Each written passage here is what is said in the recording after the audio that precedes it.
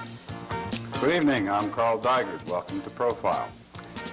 Tonight my guest is in keeping with most of my unusual people that I present to you. Very talented. In fact, he is so unusual that to work for him you have to pull strings. If you could forgive another pun, I might even say you'd have to be a bit picky, because you see, he makes guitars. And he's one of the finest guitar makers in the country, as you'll soon see.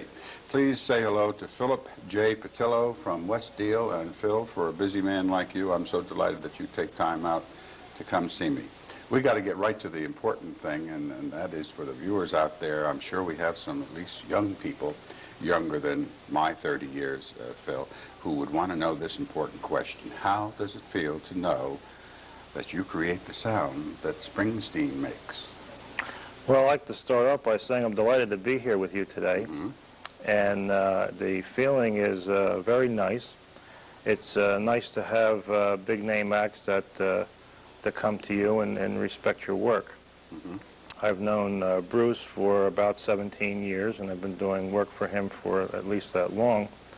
And it's very rewarding to have clients like Bruce Springsteen and the E Street Band and others.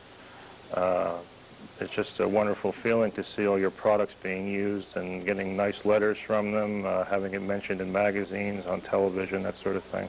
Isn't it true that you made Bruce's first guitar? The guitar he uses primarily on most of his shows is a Fender Esquire body that was made in 1954. And the neck and fingerboard, bridge, pickups, all the electronics that are built into it, I designed and built.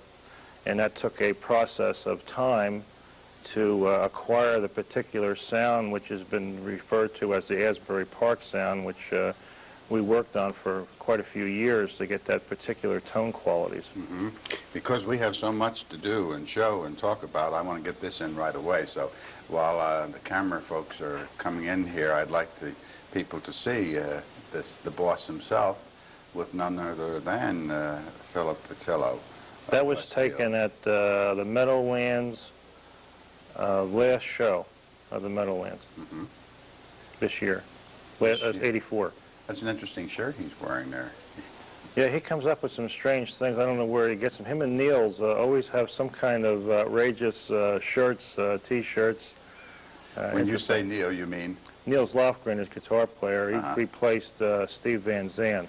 Yes, Steve is my neighbor, would you believe? In fact, I had his brother Billy on my show. Billy makes movies. Is an interesting fellow. I'm going to put another one on. I assume that they have gotten that. Tell us who another client it's another good friend of ours, James Taylor. We've been friends with James, and he's used my products for at least 10, 15 years.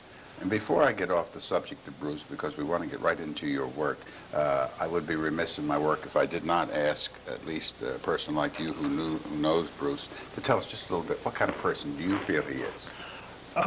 Bruce is probably one of the most interesting people I know. If you meet him on the street, he's just an average guy, soft-spoken person. He's very polite. He's a generous person. He's a type of guy who you just want to go, so let's go have a cup of coffee and talk about something.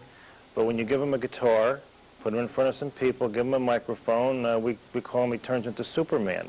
Is that right? And that's the best way to explain him. He's a performer, he's an entertainer, and he's a great musician and a great songwriter. So he has the whole ball of wax. You know, he's a very interesting person. And you describe him as though he is indeed a wonderful person on top of all that talent.